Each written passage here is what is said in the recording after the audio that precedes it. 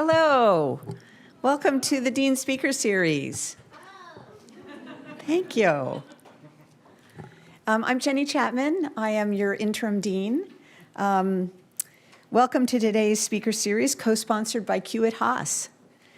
I'm so very excited to welcome Brian Gross, our speaker today. He is the managing director and partner at Boston Consulting Group and a 2008 graduate of our full-time MBA program, though mysteriously he was never in my class, and we don't quite understand why. Maybe you tested out of it or something. Yeah. I probably couldn't get in. No, I'm sure that wasn't the case. So Brian, I've had a chance to look over his record and chat with him, and I do lots of categorizations by our DLPs, our defining leader principles, and Brian exemplifies all four of them. But his work as a committed advocate for equality makes him stand out in my mind, really as an exemplar of beyond yourself and question the status quo. And I think you'll hear that in his comments today. Brian joined BCG as a summer consultant right out of Haas. He's worked within numerous practices, including consumer industrial foods, financial institutions, and healthcare. In his current role, Brian leads operations, human resources, and business services teams in more than 30 offices in North America, a huge number of people. What did you tell me? I have 1,800 people in my current organization. Yes, Yeah. right. Lots of people. He's part of the global operations leadership team, has a leadership role as a member on the Racial Equity Task Force, and is an active member of BCG's Pride Network. Brian also takes the time to serve on the Board of Trustees at his alma mater, the University of Puget Sound. We think he's a great alumni of Berkeley-Haas as well. So Brian, we're delighted and honored to have you with us today. Given your advocacy, it's also a lovely coincidence that you're here as we celebrate Coming Out Week at Haas this week. I love that, yeah. So I'm pleased to turn it over to our MBA students and members of Hewitt-Haas, Josh Pader and Sarah Intochia. So. Yep.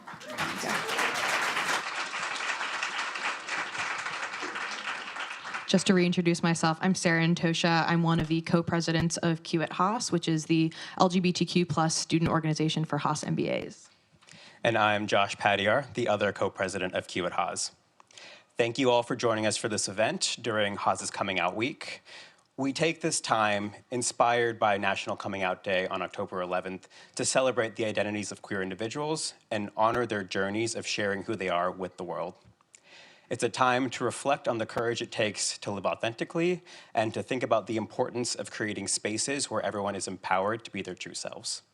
We are so excited to have Brian here to share more about his journey and his thoughts as a queer leader at one of the world's most foremost consulting firms. Awesome. Thank you for having me. I mean, I didn't connect all the dots around Coming Out Week, but Haas was my coming out essentially professionally. And such an important part of my journey in terms of the Hewitt-Haas outreach event to students that were applying to school here.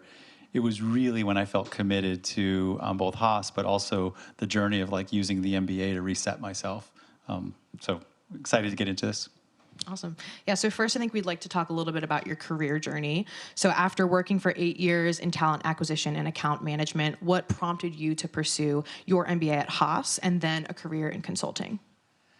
Well, so anyhow, I already mentioned Hewitt-Haas, but I was at a point in my career where I was working in logistics and supply chain, and two things really struck me. And so it's such a good question, like what got all of us here is probably very different and very personal. I didn't think I was learning anymore. That was one, and I could start to feel that. And I think the second thing is when I looked up at the leaders that I was working for, I didn't want to be them. And that was an important moment. I was also like in a relationship and I wasn't fully out professionally. And I thought like, that's not okay anymore. I was too far into my career. So, you know, learning about the Hewitt-Haas admission event, like really put Berkeley high on my list. But that was the stage where I really decided that I was going to live differently. And what an incredible unlock to start to be kind of everything I was. I mean, I was not a kid that belonged at a top graduate school. I was one of 14 children, raised on a farm in the Midwest. I'd never heard about BCG, let alone Berkeley. And I had, of course, heard about Berkeley at that point, but I hadn't heard about BCG until I got to this campus.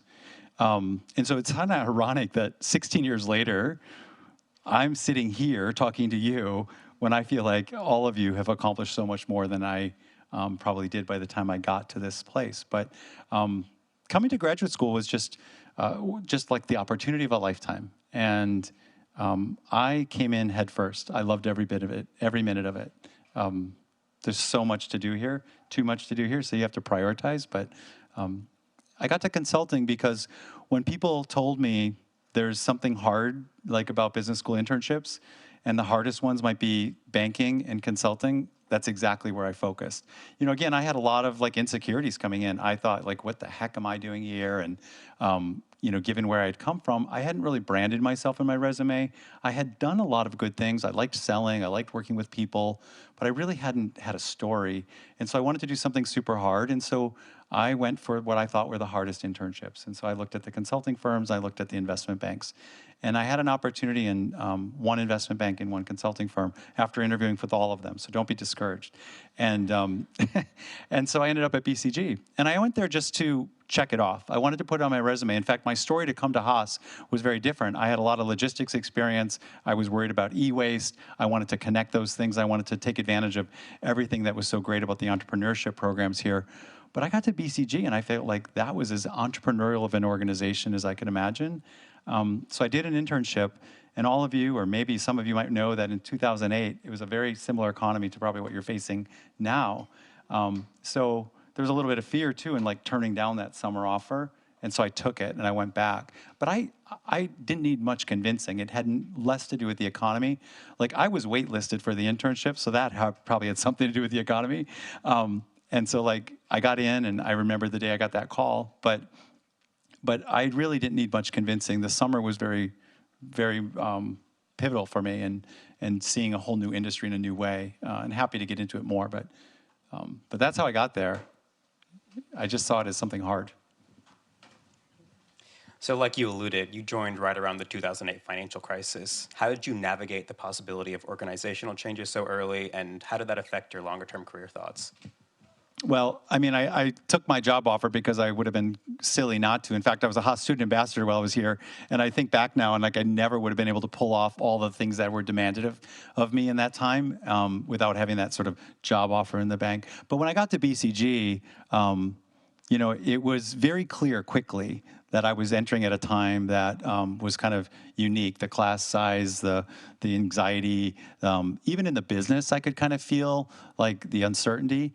And so a lot of people come into their jobs with very specific agendas, and I want to do this kind of work. And what I did, and maybe that's out of my own level of like at the time, like I was so overwhelmed by like how astonishingly both either accomplished but just this intellectual rigor that exists in a place like BCG. And I said, I'll just do anything. Tell me what to do. Tell me where to go. And that fit very well for that time period because, you know, for the first 9 months that I was working, that there wasn't as much work in the tech sector. There wasn't much work in the Bay Area. So I got on a plane and I flew to the East Coast for the first 9 months of my BCG experience. And I think having that open mindset, that idea that I didn't actually know as much as, you know, a lot of us go into things and we think that we know exactly what we want to be when we grow up. I'm still trying to figure out what I'm going to be when I grow up. And I don't think that's a bad thing. I think that's a feature, not a bug. And I think BCG provided me that opportunity, and that time period and that economy was perfect for my level of insecurity because I said, send me anywhere. And then you just show up and try to be the best you can. But it really did prepare me to be successful in a variety of different industries with a very different client context. But the anxiety was palpable. And thankfully, it wasn't long-lived. So you mentioned that it prepared you for a lot of different industries. How did you decide really between consulting and then a more traditional exit into industry, especially as you were considering like leadership positions and moving up in the organization? Yeah. I think context matters. So it's such a good question. I mean, because what is really an exit from consulting? I mean, it's switching jobs. It's thinking about it very differently. It's sometimes going into an industry. It's sometimes doing a function. I think I've been given each of those opportunities at BCG, so I haven't had a real rationale to change. But if I'm being honest, so when I was there, I just wanted to get promoted. Like I wasn't the most natural consultant. If I thought about giving you guys advice about how to prepare, it's like know yourself, know how analytical you are and how good you are at communications. I was much stronger in EQ than IQ, and I said to myself, like, I really need to double down in that area. That was such an important first 2 years, and so I think. Figuring that out and going through that, like I easily could have failed at BCG in my first 2 years, but I was committed to getting promoted once. I was just going to get promoted once. I was going to do whatever it took to get promoted once. And at that point, when I got promoted to be a project leader, I felt like I was kind of done. Like I did it. I was really excited. My husband and I had started the journey of having children, not an actual easy thing. We decided to use surrogates, and I had an open dialogue with the firm that this probably meant one of us had to change. My husband, Greg, is a surgeon, grew up knowing exactly wanted to be from a kid on, and I was not going to disrupt that. And I said, well, I will take the step back. I will do something different. I knew I couldn't travel in the way that I was to serve clients. But BCG gave me an opportunity to lead the San Francisco office. And what that job was really both operational components. So like I inherited a build out going on. I had no idea how to manage construction. I'm like, but here you are, BCGers drop into situations and, you learn what's important. You learn where to spend your time. You use the hypothesis method, like you test answers with others. But I had all these operational things, which were very much comfortable to me. So I grew up on a dairy farm. I spent my whole childhood watching my dad fix things all day. Like that's all you do in farming is like in a very complex environment with tons of variables coming your way, most of which are out of your control. And you fix stuff and you make it work better. So that part I got. I was afraid of being an HR professional. I thought, God, I went to Haas. I got into a strategy consulting firm. And now you want me to lead HR for this office?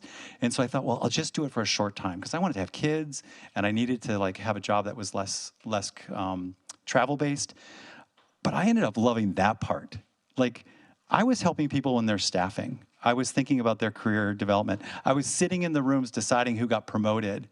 And I was like, this is what I was meant to be and what I was meant to do. And it was like taking all the nuances from growing up in the closet to having 13 brothers and sisters coming my way, to solving problems in a complex environment. And so for the rest of my career now, I've been combining operations and people and HR, and it's just fueled me. So I don't know if that's an exit or not, but it was the start of my leadership inside the firm, and I've just kept doing bigger and bigger things. So in your role today as Chief Operating Officer, you lead operations, human resources, and business services teams for North America. So while these functions are essential, I think few people may really fully understand their impact. So what should we know about the value of these functions, and why should someone consider gaining some experience or even building their career in one?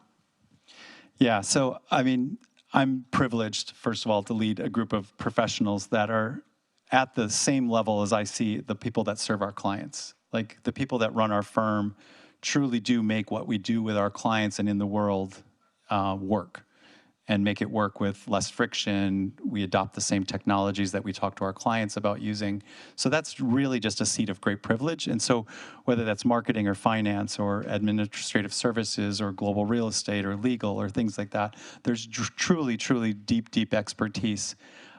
So there's a lot about my job that's about finding scale and looking for efficiency and trying to find the next best technology to employ.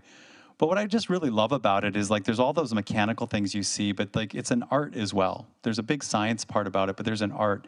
And so when I see an HR professional like meet with somebody at a critical life moment when they walk into their office because they're dealing with something difficult, they think they're going to have to leave BCG, and we can retain that top talent based on that human interaction and seeing that person for who they are and what they needed in that moment, I am so proud of that person in HR in that moment. And whether that's, I see those moments in marketing when we show up at certain things, or I see those moments in our finance organization when people get paid the right way and, things work in the way that they should in terms of a client invoice. But each of our interactions, internally and externally, is an extension of our brand and our culture of who we want to be as an organization. So there is power in any functional path you choose. You don't need to pick one, and there's not one that I would say has more value than the other.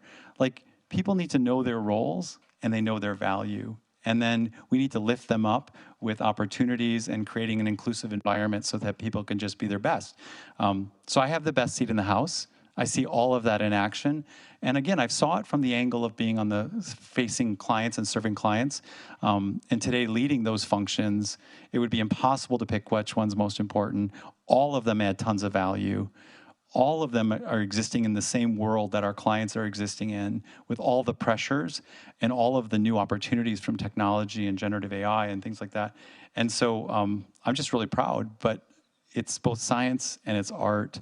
And so I think just what's universal is, every company, I always say, is a people business, and every company is a technology company, whether they know it or not. And I see that in the same way, and it just plays out in all of the functions. So, I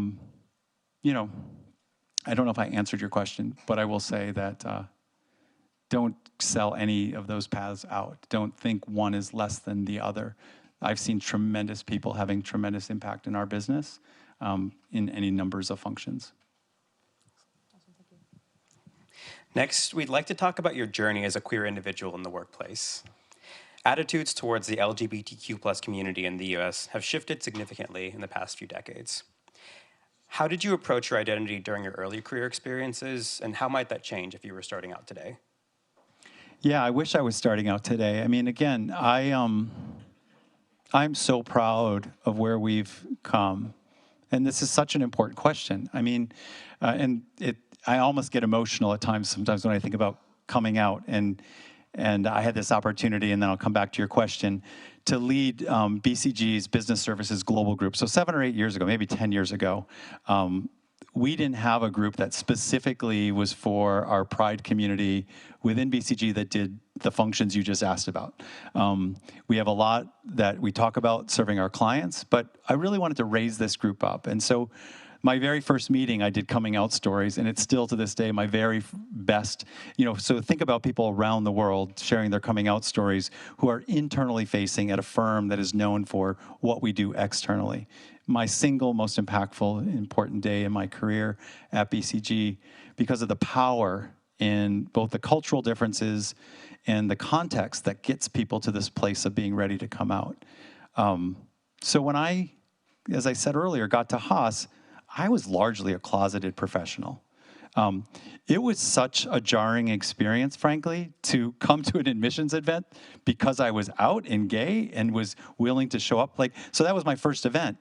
And it was like there was no turning back, but I had never had an experience like that before. I always revealed drips of myself before. I tested the waters. I played it safe.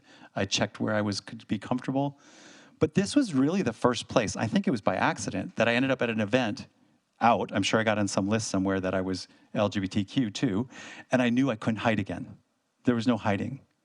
I don't want anyone, and I don't think anyone has to operate like that anymore. And I think that's really amazing. In fact, I see in our own numbers the percentage of people that are identifying as queer or joining the Pride Network, and just the different ways that we think about it. It's not just the L and the G and the B and the T, but there's all sorts of other ways that people want to be known or express themselves. And anyhow, we're just worlds apart from that. So I would just say organizations today don't see that as a weakness. I grew up thinking it was a fatal flaw. In fact, one of my big motivators in life has always been that if people find out I'm gay, I'm going to be successful. Now I'm going to get emotional. I don't think people have to think like that now. And we see difference as strength. We know by our own research, diverse teams are better and more innovative. And the fact that I spent a bunch of my career, I didn't mean to get emotional, not showing that, I figured, like, what could have I done in those 8 or 10 years before I got here had I operated differently? So if you find an organization that doesn't embrace that, isn't seeing that, it's not the right place for you. And today I have a responsibility of building that at BCG, but I've benefited from it tremendously. Like, I never would have thought I'd be in this chair as a kid, and certainly even when I joined Haas. So it's so, so important. Yeah, as you mentioned, BCG is consistently recognized for their commitment to LGBTQ plus equality and inclusion. And you guys received a perfect score on HRC's Corporate Equality Index for the past 16 years in a row, which is incredible. So what do you see as the firm's priorities to support queer employees today? And what practices have you seen from clients or other industry participants that really stand out as something that BCG should also consider incorporating? Well, yes, I'm very proud of where we've been. We had a very early pioneer that more than 27 years ago started our own internal network and was very brave, actually, the only kind of managing director and partner at the firm at the time, and really stood up to our executive committee, not in a way that he had to fight that hard, but like said, I want to do this. And so we have a pioneering sort of like legacy that we feel obligated to uphold. But it's like anything we do, it's about listening, learning from that information, and adapting. And we are a talent business, and we really want the best and brightest to bring their full self every day. So this is just one area of many that we could talk about. And so in the, like staying on topic around pride, so today I have the privilege of like leading our benefits. And so one of the ways that I try to not pretend I know everything about the LGBTQ community in our benefits administration, our plan design, how I think about what people need, is I have a panel of people that represent different parts of the LGBTQ experience. And they advise my team, who every year we sit down and think about our benefits and our strategy for benefits and how we support people. So recently, a few years ago, we expanded our parental leave and said we need to add more weeks to that. It's just not keeping with what top organizations. But more importantly and closer to this community is family building. Like, family building is tough. It's expensive. The technology is changing a lot. Like, you can't, like, even access to HIV medications and like what's covered by a formulary and what's not. How do I think about that in Costa Rica versus Mexico versus Canada?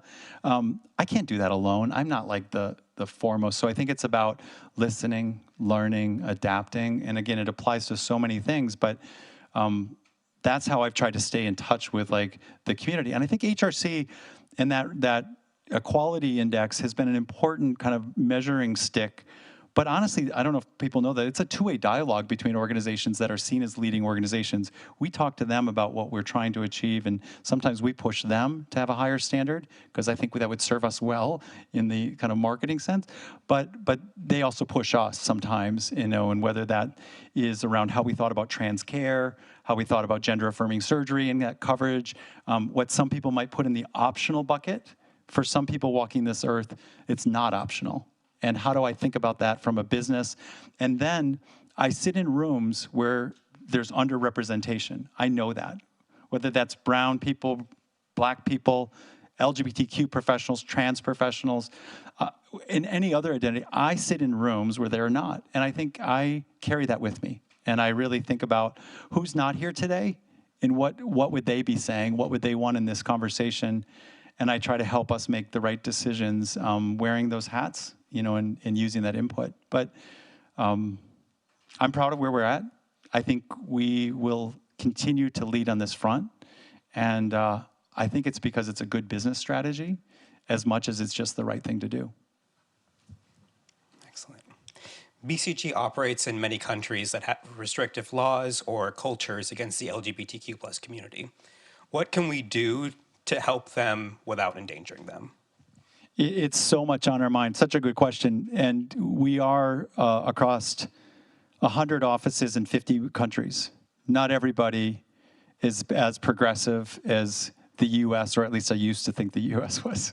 If I'm just being candid, there's a lot to do in our own backyard, just to be very clear.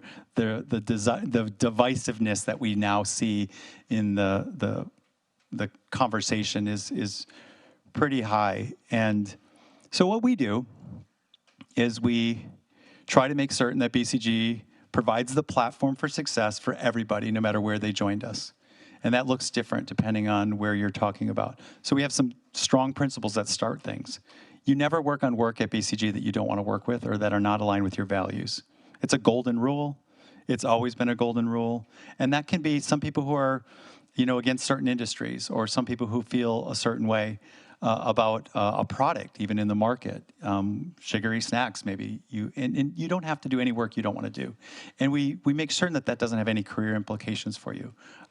And we're a big enough firm with lots of things to do, and so that's like a principle one.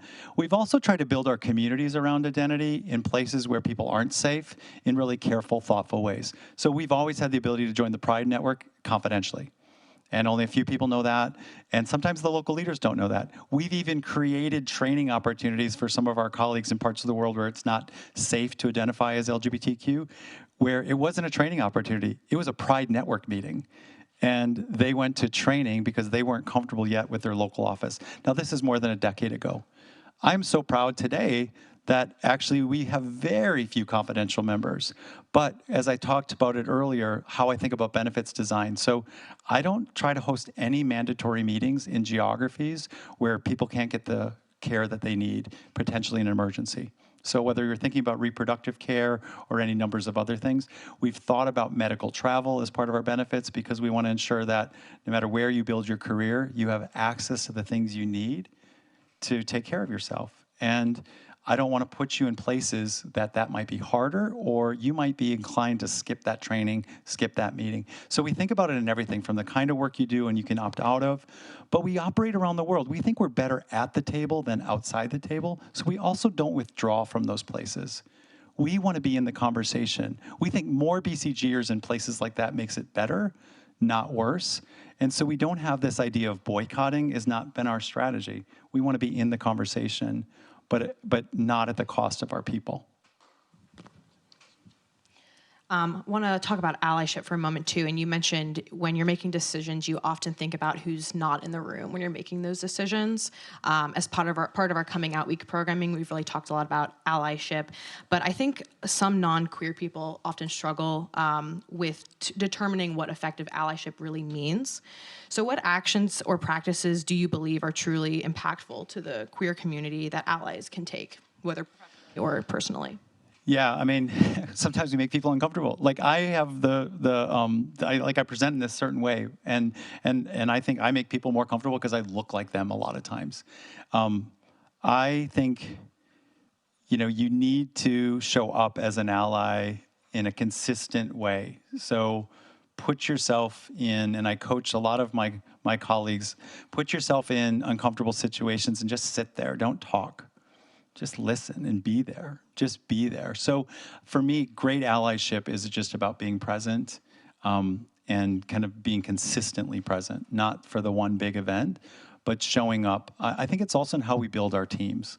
Like trying to find people that are different than myself has been really an effective way of building my teams. And it didn't matter the function or the seniority, but when I see too much coalescing around similarities, it gives me pause. And I think great allies and great leaders do that across communities, not only our community, but also other communities that are underrepresented. So I always just try to tell people, listen, and don't try to explain to me my experience. Like I don't know anyone else's experience, and you need to be humble enough to just realize that. But what I do know is if I take a minute to get to know it, and I know about any one of your experiences, that I'll be better off for it, and that I'll make better decisions because of it. But a lot of it's just showing up. Yeah, appreciate that. Thank you. So we'd like to close with some general thoughts on the consulting industry. I think we have a lot of future consultants in this room today, and recruiting has started. We'd like all of these to be future consultants, of course. So what do you think sets BCG apart from other firms in the industry, and any sort of general advice that you have for folks deciding to go into consulting? Such a good question, Sarah. What sets us apart? Because obviously you are extraordinary individuals. The fact that you're sitting in this room, I hope you feel how privileged you are. What sets us apart, though, is I think a couple of things that I want to just highlight. So one is about us internally, and one thing about us externally. So we don't work on clients, we work with clients. And it's very deep in who we are in terms of how we want to enable. So we never want to build something that the client doesn't know how to use when we leave. And that enablement mindset, this idea that we go into everything as a transformation, isn't about just being smart. It's about teaching. And that, I think, is a really big part of how we deliver work. It's part of our source of pride. And I think our legacy is based on the impact we have, not because of what we did while we were with a client. It's what we do when we leave the client. It's what happens when we leave a client. And I think that is just important to, like, you have to like that. You have to like the messiness of that. Like, our clients picked, like, their most top talent to be sitting next to the BCG team because they know how we work. They know that when we leave, that top talent will now be able to do the work that we just did or lead the rest of the transformation that we just started. And I think that's an important differentiator. Internally, I think we are now at a scale that we can provide a world-class experience in a way that maybe we couldn't even when I joined. But with over 30,000 people in all of those offices, we have expertise at a level and industry depth at a level that is really quite remarkable. So there's a world-class experience at your fingertips. And you can serve the best clients and companies in the world. I won't share all of our clients. That's not what we do. But you will work for the elite of the elite in industry or government, and you will have expertise at your fingertips in a way that I sometimes say, like, a lot of the work you'll do at BCG will make you uncomfortable because it's so beyond where the current thinking is or beyond where the current technologies are. But you're going to have the very best bench behind you that you've ever had or could have built. And so you can go into that with confidence. I think the second thing that's important internally is this authentic culture piece. And we've been talking about it. It's this idea that, we want you to show up as your full self. Like, we know what a tax it is to hide any part of you, try to assimilate any part of you. And so we create as inclusive of an environment as we can, and we make that an imperative for our leaders to do that every day in everything we do. We measure it. We evaluate people on it. And inclusion is never done. The world is not static. It's not one thing or not. And so I think this idea that we're building an authentic culture where people can be their best selves is a differentiator in a very tough career that can be seen as uncomfortable at times. Remember, you have the best bench in the world, and we really do value for how you're different, not for how you're the same. Now, of course, the industry isn't without controversy. In recent years, consulting firms have been highlighted for unethical practices in certain situations. What would you have to say to some people who might be considering avoiding the industry or potentially leaving because of those revelations? And what can leaders like you do when you don't have control of or even knowledge of the situations going on? So I'm not surprised the question came up. And, Josh, we do serve the industry leaders across any numbers of segments or even in the public sector.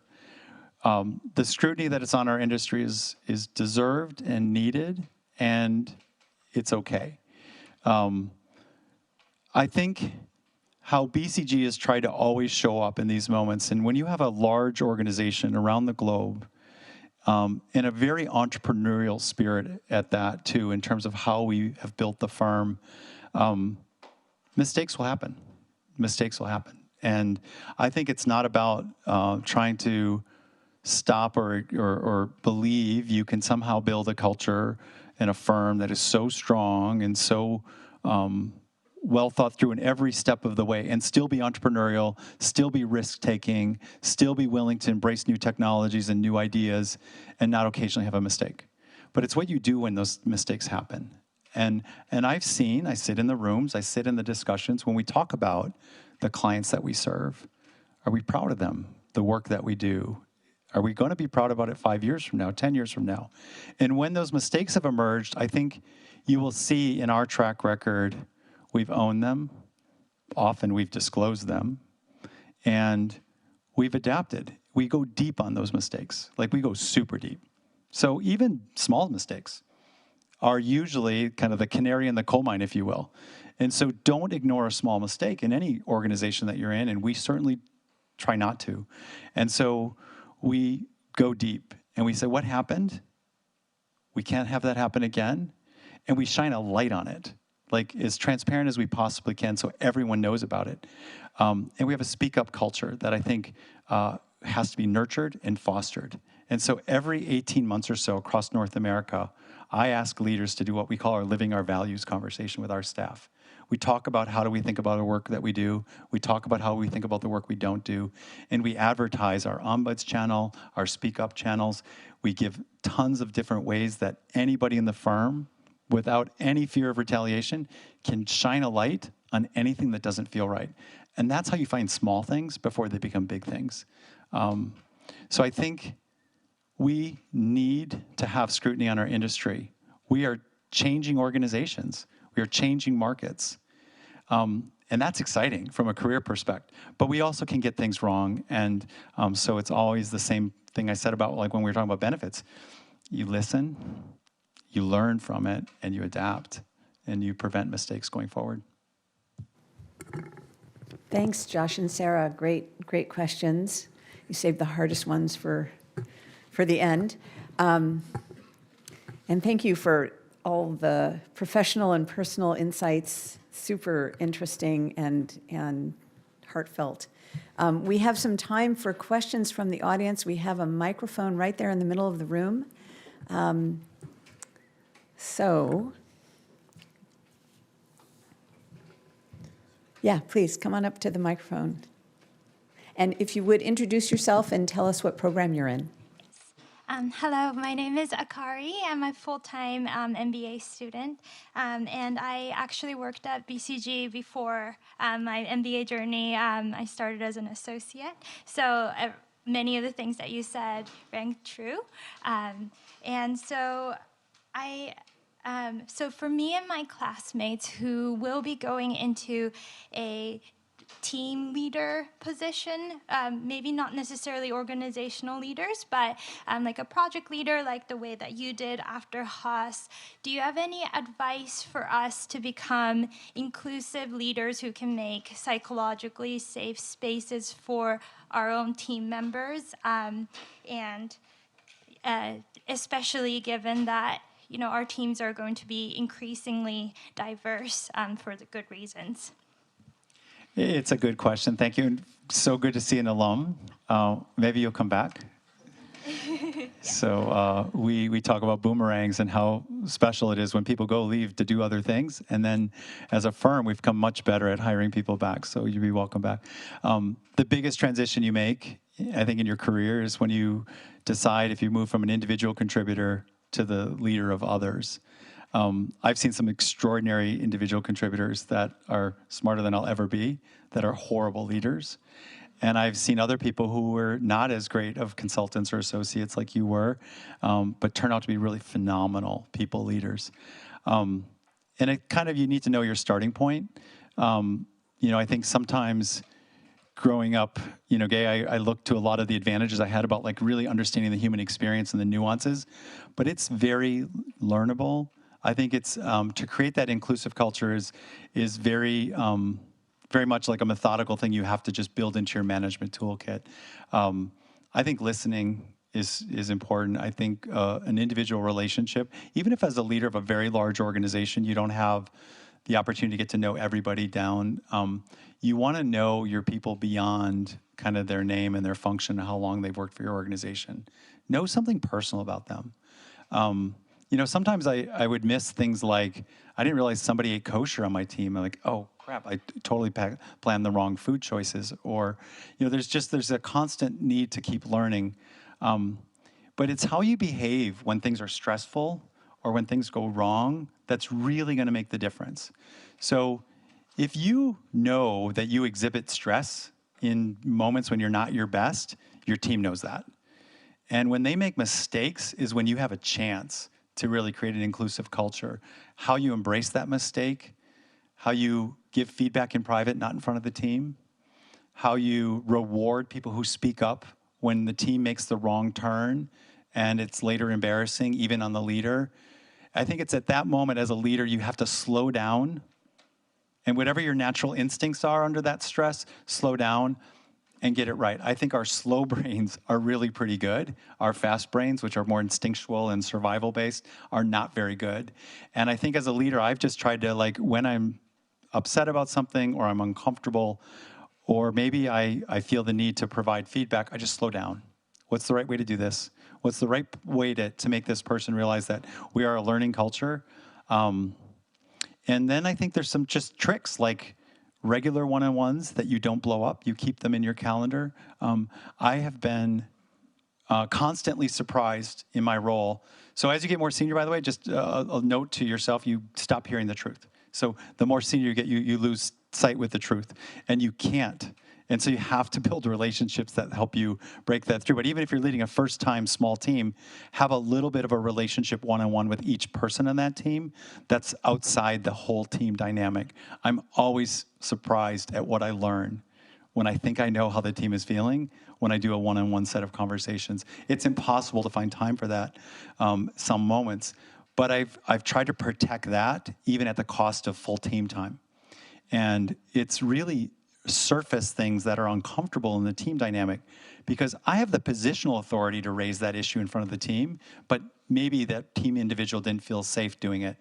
And then when I take that on and I protect that individual, but I make it mine and I bring it to the team and we solve things together in a way that are, maybe is uncomfortable, I feel like you can build this momentum. It's a virtuous cycle, but you can destroy that in a minute through an outburst or how you handle feedback or things like that. I also think being thoughtful about pronouns, for instance, or being thoughtful about, don't assume somebody doesn't celebrate the same religious holidays you do. We send an email out to our entire organization about cultural things that go on throughout any given month, and we try to do it on a timely basis so that leaders are very aware that somebody may be having a religious observance next Wednesday. And so if they ask to clock out early, you don't have to ask 30 questions about where are they? You can be thoughtful about how you think about that question. So one, you have to learn. You constantly have to be educating yourself, but know your team. Just, know your team and assume you don't know everything about them. I think I start from a place of benefit of the doubt. If you can get yourself there as a leader, assume everybody on your team has good intent and they're trying their best and that they're just doing what they're doing with what they have to offer. If you remember that in every moment you lead, you'll be fine. This won't be a problem. Such good advice. And that patience one, such good advice, right? For those of us who want things done quickly, sometimes you need to slow it down and check in. Yeah, really great advice. Please, we have a question here. Do you want to go to the mic just so everyone can hear you? Sorry.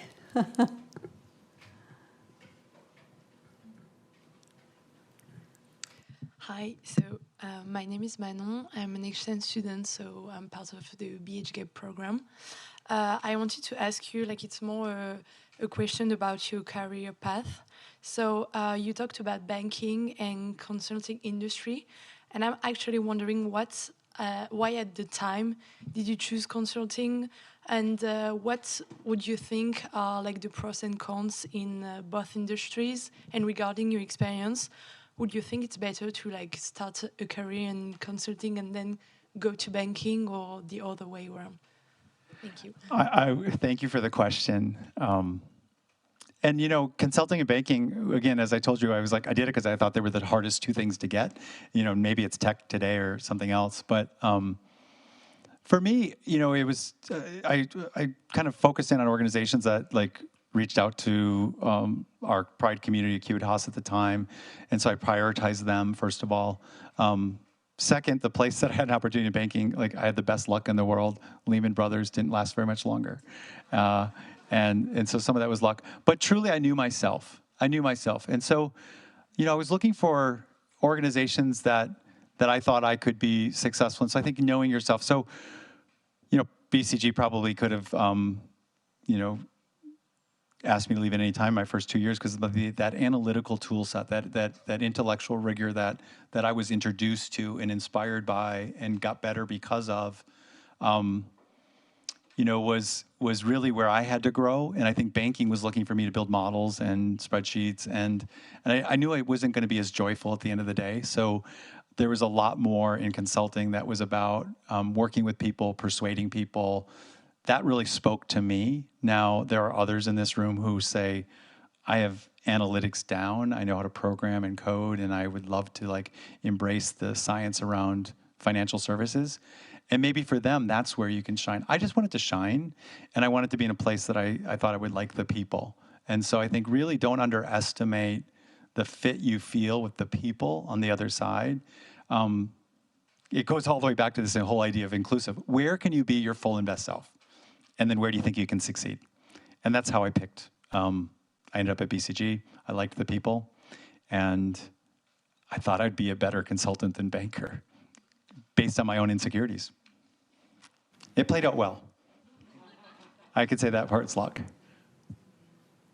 Great. Yeah, we have one more. I mean, in the meantime, do we get to ask about the 14 children? I mean, I only have that's- 3 of my own, but yes, I grew up in a family of 14. It's I have 8 unbelievable. sisters and I'm sorry, 5 sisters and 8 brothers. And how would I forget that? But I'm the 11th child. 11th child. Yeah. Do you know things about the 11th child? Because I've been looking for things there's things written about the first, the middle, and the youngest. No one has ever, in the history of time, written a book about the 11th. But I'm still looking. That is remarkable. Please. Okay, my name is William. I'm a visiting scholar from Taiwan. I want to thank you for the insightful presentation talk today. I have a question. What do you advise for someone who wants to be a consultant, especially how to deal with different stakeholders in your consulting, job? Thank you. Thanks for the question. So what does it take, or what do you advise for people who want to be a consultant? First of all, apply to BCG. Sorry, I had to say that. We think we can teach you how to be a great consultant. But let me tell you that there are some things, there's some practical things. You're students, of course, and many of you are thinking about internships. And so, go to our career site. We've invested so much now there's something called like a day in the life of a consultant. It's like a virtual experience. Maybe some of you have done it. We have over 500,000 people that have already gone through this experience on our website. It's fairly new. And I think it gives you probably the truest picture we've ever been able to portray to an outsider about what it's really like to work inside the organization. So know what you like to, know what you're getting into. I think you have to like solving problems, first of all. So, great consultants listen carefully, and they learn from what they learn, and they adapt.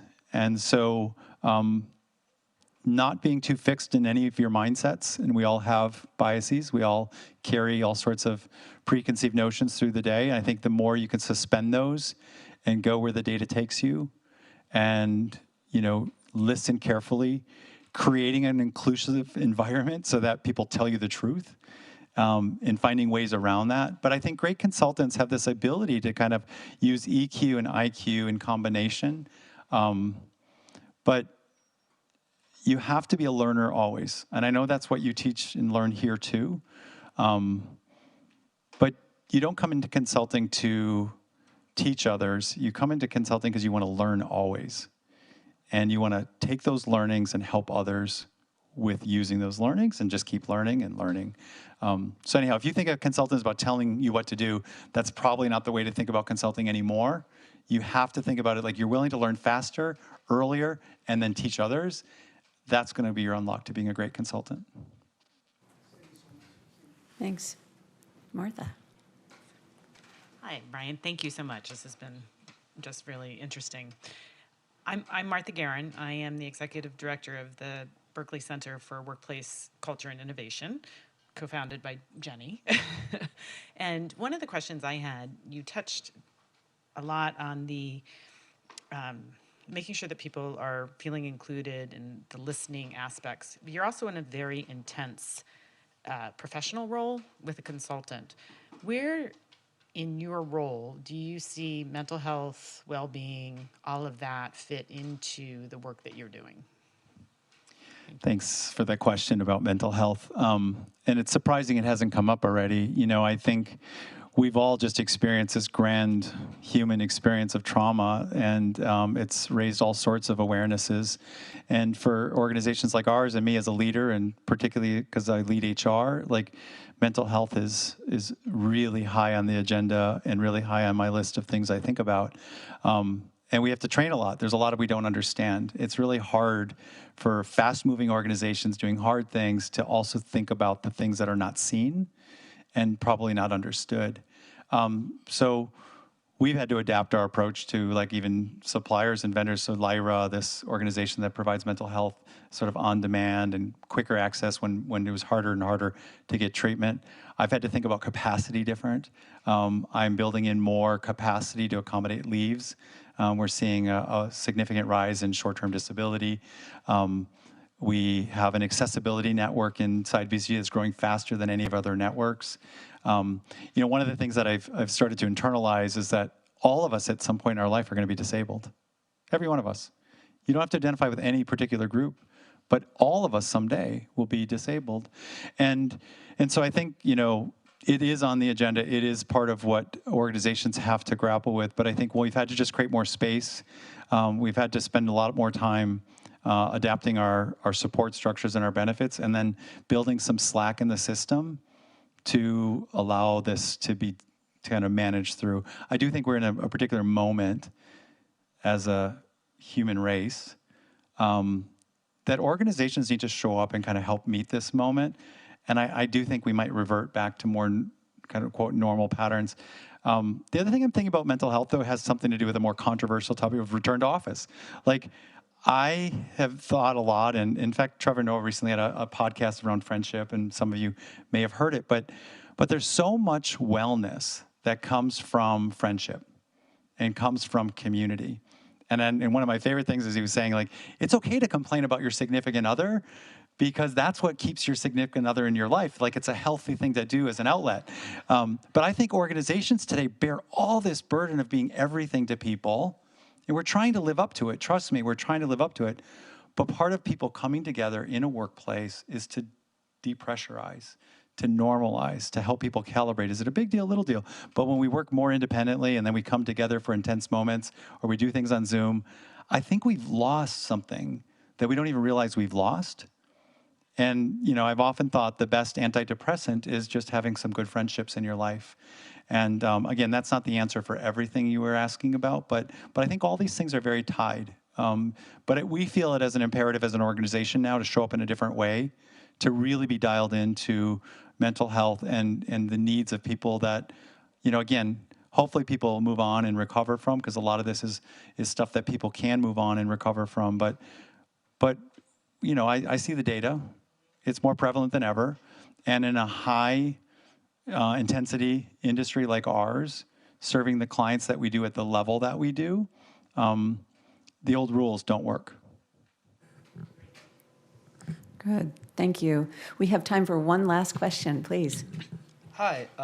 You know how people always say that they give away like all their money and their millions to just be 20 again?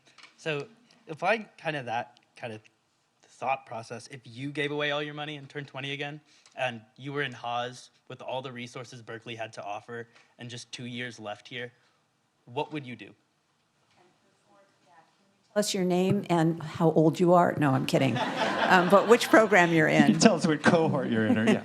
I'm Ronit, class of 27, pre-Haas. It's a really interesting question that I wasn't prepared for. It wasn't on the script. 20, huh? Time. No, I appreciate that, Jenny. You're a good friend. You could have a minute to think. No. It's so good. If I gave away all my money, as I said, I really tapped in early in my career what really motivated me and what was I trying to overcome. And I don't think it's a positive thing per se that, I grew up in a way that I had to hide a big part of myself. But man, if I was 20 in Berkeley, I often actually regret not being an associate at BCG, because if I would have gone back and found a place like BCG, a platform like BCG early on, where would I be now? Like I felt like I had like a decade at least kind of drag on my career because of my choices early on. So if I had a 20-year-old self, and I'm raising a 13-year-old now, I have a 13, 10, and 8-year-old, so I'm not that far from having to give this speech. But I really do think the world is changing fast. It's accelerating. You guys are at a place that you have no idea how much you have. Take it all in, study it all, and really find where both your strengths lie, but also just how to become a great learner.